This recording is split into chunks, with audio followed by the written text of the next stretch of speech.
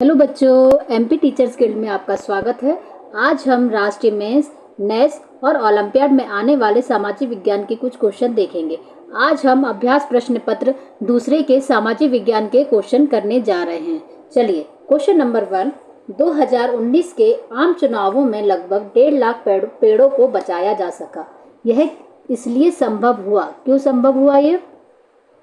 कि मतदान पत्र को आकार में छोटा बना दिया गया, कि इलेक्ट्रॉनिक मतदान मशीन का उपयोग किया गया, कि बहुत कम मतदाता मतदान करने आए थे, कि 2019 में चुनावों को स्थगित कर दिया गया। तो पेड़ों को काटने से क्या बनता है? कागज। अगर पेड़ बचे हैं मतलब कागज का यूज नहीं हुआ है, तो कौन सी मशीनों का यूज हुआ? इलेक्ट्रॉनिक मतदान मशीनों का उपयोग किया गया। तो हमारा बी ऑप्शन क्या हो जाएगा बच्चों? Correct answer. चलिए नेक्स्ट क्वेश्चन। कौन सी दो गैसें वायुमंडल में सर्वाधिक मात्रा में है? तो कौन सी दो गैसें जो है वायुमंडल में सबसे ज्यादा है? तो नाइट्रोजन और ऑक्सीजन। ठीक है, तो नाइट्रोजन हमारे वायुमंडल में कितने परसेंट है? 70%। और जो ऑक्सीजन है वो कितने परसेंट है? 21%। ठीक है, ध्यान रखिएगा। चलिए नेक्स्ट क्वेश्चन। भारत में शिक्षा के क्षेत्र में पश्चिमी शिक्षा का समर्थन किसने किया था? तो पश्चिमी शिक्षा मतलब कि विदेश वाली शिक्षा, विदेशी शिक्षा का समर्थन किसने किया था? तो राजा राम मोहन रॉय ने। ठीक है, चलिए नेक्स्ट क्वेश्चन। निम्नलिखित में से कौन सी एक साप्ताहिक बाजार की खास विशेषता है? साप्ताहिक मतलब सप्ताह में एक बार लगने वाला बाजार है। तो इसकी विशेषता क्या है? यह स्थायी दुकानों से संचालित होता है, कि यह सप्ताह में एक दिन संचालित होता है। क्या होता है? कि वह सप्ताह में एक दिन संचालित होता है। ठीक है बच्चों, साप्ताहिक बाजार है मतलब आप जाते होंगे ना, सप्ताह में एक दिन सब कुछ भी मार्केट पूरा बाजार लगता है हमारे आसपास में, तो उसे हम क्या कहते हैं? साप्ताहिक बाजार। तो यह सप्ताह में क्या लगता है? एक दिन संचालित होता है। तो अब बी ऑप्शन क्या हो जाएगा हमारा? Correct answer. चलिए नेक्स्ट क्वेश्चन।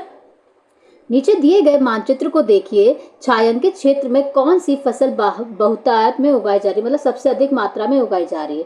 तो हमको ये काले काले जो निशान बने हैं ना यहाँ पर, तो हमें यहाँ बताना है कि कौन सी जो फसल है इनमें चारों में से वो सबसे अधिक मात्रा में उगाई जा रही है। तो देखो बेटा, ये समुद्र, बंगाल की खाड़ी दिख रही है आपको। ये समुद्र के किनारे, तो समुद्र के किनारे पानी की मात्रा ज्यादा होगी। पानी की मात्रा ज्यादा होगी तो वहां पे कौन सी खेती होगी? चावल की खेती होगी। तो ये हमारा सी ऑप्शन क्या हो जाएगा? Correct answer. चलिए next question. East India Company को नियम पारित करने की आवश्यकता क्यों पड़ी? तो ईस्ट इंडिया जो कंपनी थी वो हमारे भारत में कब आई थी? तो वो हमारे भारत में सन 1600 में आई थी। क्यों आई थी? मसालों का व्यापार करने के लिए, अधिक से अधिक मुनाफा कमाने के लिए आई थी। ठीक है, तो वो नियम पारित करती थी। क्यों करती थी? ताकि वो अपने कर्मचारियों को नीति कुशल बनाने के लिए वो क्या करती थी? नियम को पारित करती थी। ठीक है, चलिए नेक्स्ट क्वेश्चन। 22 दिसंबर को सूर्य की सीधी किरणें मकर रेखा पर पड़ती हैं। मैंने आपको ये बताया था कि मकर रेखा क्या होती है, भूमध्य रेखा क्या होती है, कर्क रेखा क्या होती है। ठीक है बच्चों, आप मेरे चैनल पर जाके सामाजिक विज्ञान की प्लेलिस्ट में सारे वीडियो देख सकते हैं। ठीक है बच्चों, तो देखो ये है भूमध्य रेखा जो कितनी होती है? 0 डिग्री।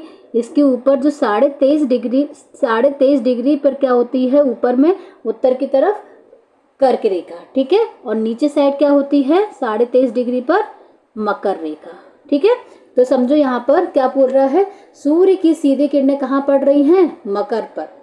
ठीक है, मकर रेखा है वहां पर। तो इस समय भारत और ऑस्ट्रेलिया में कौन सी ऋतु होगी? तो देखो भारत में, देखो अगर नीचे देखो, भारत कहाँ है? भूमध्य रेखा के ऊपर में है। ठीक है, यहाँ पर है भारत हमारा। तो यहाँ पर देखो ये नीचे आ गया सूर्य, तो यहाँ ऊपर हमने देखा ना, हमारा 22 दिसंबर में हमारे यहाँ क्या पड़ती है? ठंडी पड़ती है। ठीक है, और आपने अगर विश्व का वो ग्लोब में आपने देखा होगा कि ऑस्ट्रेलिया कहाँ है? ऑस्ट्रेलिया नीचे साइड है। तो नीचे साइड जब सूर्य की किरण इधर पड़ रही है सामने मकर रेखा पर, तो यहाँ पर ऑस्ट्रेलिया में क्या होगी? गर्मी पड़ रही होगी। और हमारे भारत में क्या पड़ रही है? ठंडी पड़ रही है। समझ में आया बच्चों? तो भारत में क्या है? भारत में शीत है और ऑस्ट्रेलिया में क्या है? ग्रीष्म है। समझ में आया? ग्रीष्म मतलब गर्मी।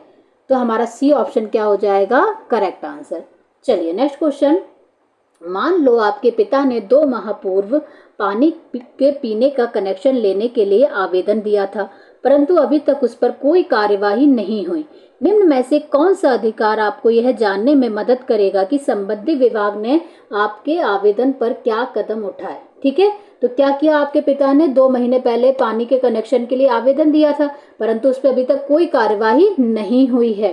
तो कौन सा अधिकार के तहत आप उस जानकारी मांग सकते हैं कि हमने जो आवेदन दिया था उस पर कितना कार्य हुआ है या नहीं हुआ है। तो वो कौन सा अधिकार है, वह सूचना का अधिकार है। ठीक है, सूचना का अधिकार, RTE क्या बोलते हैं इसे, RTE। तो RTE मतलब राइट टू सॉरी RTE नहीं, क्या होता है, RTI मतलब राइट टू इंफॉर्मेशन है, सूचना का अधिकार। कब आया था, तो सन 2005 में आया था। ठीक है, तो हमारा बी ऑप्शन क्या हो जाएगा, करेक्ट आंसर हो जाएगा। चलिए नेक्स्ट क्वेश्चन, मध्य प्रदेश के उस क्रांतिकारी का नाम बताइए जिसने काकोरी कांड में महत्वपूर्ण भूमिका एवं इलाहाबाद के एल्फ्रेड पार्क में पुलिस द्वारा घेरे जाने के कारण अपनी अंतिम गोली से स्वयं शहीद हो गए। तो कौन थे वो, चंद्रशेखर आजाद। मैं आज़ाद हूँ, आज़ाद रहूँगा, ये उनका क्या है, एक नारा है। और उन्होंने क्या किया था कि पुलिस ने उनको कहाँ पर घेर लिया था, एल्फ्रेड पार्क में, जो वो कहाँ पर स्थित है, इलाहाबाद में स्थित है। तो उन्होंने जब उनको था कि मैं किसी के द्वारा पकड़ा नहीं जाऊँगा, तो उन्होंने क्या किया था, अपनी जो गोली थी वो खुद में ही मार के शहीद हो गए थे। ठीक है, तो वो कौन थे, चंद्रशेखर आजाद। कहाँ के हैं, हमारे मध्य प्रदेश के हैं। चलिए नेक्स्ट क्वेश्चन, मेरे पिता हमेशा सफ़ेद व ढीले कपड़े पहनते हैं और सिर पर भी सफ़ेद रुमाल बांधते हैं ताकि कान हमेशा क्या हों, ढके रहें। माँ भी पूरे शरीर को ढका हुआ पोशाक पहनती हैं क्योंकि हम जहाँ रहते हैं वहाँ सबसे क्रियाशील रहती हैं। क्या भाई, सफ़ेद कपड़े ढीले पहन रहे हैं तो हम तो समझ लो गर्मी में हम कैसे कपड़े पहनते हैं, जहाँ सफ़ेद थोड़ा सा लाइट कलर हो और ढीले कपड़े पहनते हैं। ठीक है, ये तो हमें समझ में आके कुछ ना कुछ गर्मी का माहौल बन रहा है। सिर पर भी सफ़ेद रुमाल बांधते हैं ताकि कान भी कैसे रहें, हमेशा ढके रहें। और माँ भी जो है उनके पूरे शरीर को ढकी हुई पोशाक पहनती है। तो कहीं ना कहीं गर्मी का बहुत ज़्यादा प्रभाव है। गर्मी का प्रभाव मतलब कि शुष्क पवनें, वहाँ की जो हवा चल रही है वो कैसी हैं, एकदम गर्म है। ठीक है, तो हमारा सी ऑप्शन क्या हो जाएगा, करेक्ट आंसर हो जाएगा। चलिए नेक्स्ट क्वेश्चन, महालवाड़ी व्यवस्था लागू की गई थी। तो महालवाड़ी व्यवस्था क्या थी, भू राजस्व कर लिया जाता था किनसे, जो वहाँ के महाल जो बनाए जाते थे ना, मैंने आपको बताया था महाल मतलब गांव का समूह रहता था। तो जहाँ वो उन लोगों से कितने % टैक्स लिया जाता था, 30% टैक्स लिया जाता था। ठीक है, तो ये कहाँ पर व्यवस्था लागू हुई थी, तो वह व्यवस्था लागू हुई थी अवध क्षेत्र में। ठीक है, चलिए नेक्स्ट क्वेश्चन, 1857 ईस्वी के स्वतंत्रता संग्राम का सेना पुनर्गठन में क्या प्रभाव हुआ, क्या हुआ था। तो हमारे 1857 में जो स्वतंत्रता संग्राम हुआ था उससे जो फिर से सेना बनाएगी तो उसके पुनर्गठन में क्या प्रभाव हुआ।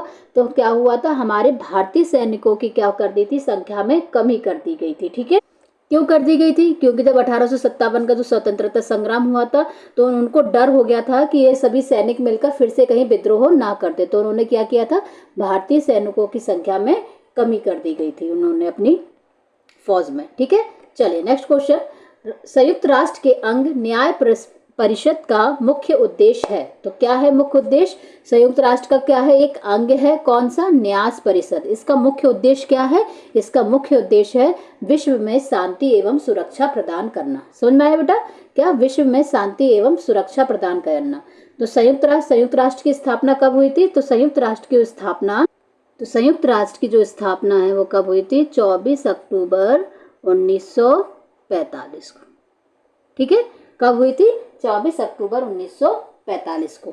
ठीक है, चलिए नेक्स्ट क्वेश्चन, पृथ्वी की आंतरिक संरचना संबंधी चित्र का अवलोकन करें। तो हमें बताना है फेरियम और निकिल की प्रधानता वाली परत कौन सी होती है। तो कौन सी परत होती है, फेरियम और निकिल की प्रधानता वाली, तो सबसे जो निचली परत होती है जिसे हम क्या कहते हैं, क्रोड कहते हैं। क्या कहते हैं, क्रोड कहते हैं। वो किससे बनी रहती है, निकिल से, निकिल मतलब Na और फेरियम मतलब Fe। तो इसे हम क्या कहते हैं हिंदी में, नीफे भी कहते हैं ना इसको शॉर्टकट में। निकिल और फेरियम की प्रधानता वाली परत को क्या कहते हैं, नीफे कहते हैं। जो कहाँ, जो सबसे पृथ्वी की सबसे जो निचली परत होती है क्रोड, उसमें पाई जाती है। तो कौन सी सबसे निचली परत दिख रही है हमको, तो ए जो परत है वो सबसे निचली परत है। ठीक है, तो ए ऑप्शन हमारा क्या हो जाएगा, करेक्ट आंसर हो जाएगा। ठीक है, चलिए नेक्स्ट क्वेश्चन, चट्टानों का बिना किसी रासायनिक परिवर्तनों के छोटे छोटे टुकड़ों में विभक्त होना क्या कहलाता है? तो बिना किसी रासायनिक परिवर्तन, कोई भी रासायनिक परिवर्तन नहीं हो रहा है और चट्टानों का क्या हो रहा है, छोटे छोटे टुकड़ों में विभक्त होना, मतलब छोटे छोटे टुकड़ों में क्या हो जा रही हैं, टूट जा रही हैं। तो इसे हम क्या कहेंगे? तो इसे हम कहेंगे भौतिक अपक्षय। क्या कहेंगे? भौतिक अपक्षय। तो हमारा जो डी ऑप्शन है वो क्या हो जाएगा बच्चों? करेक्ट हो जाएगा। ठीक है बच्चों, अगर आपको मेरा वीडियो पसंद आया हो तो आप इसे लाइक कीजिए, अपने फ्रेंड्स के साथ इसको शेयर कीजिए, तथा अभी तक आपने अगर चैनल को सब्सक्राइब नहीं किया है तो आप सब्सक्राइब कीजिए ताकि आने वाले वीडियो का नोटिफिकेशन आपको मिलता रहे। बाय बाय बच्चों।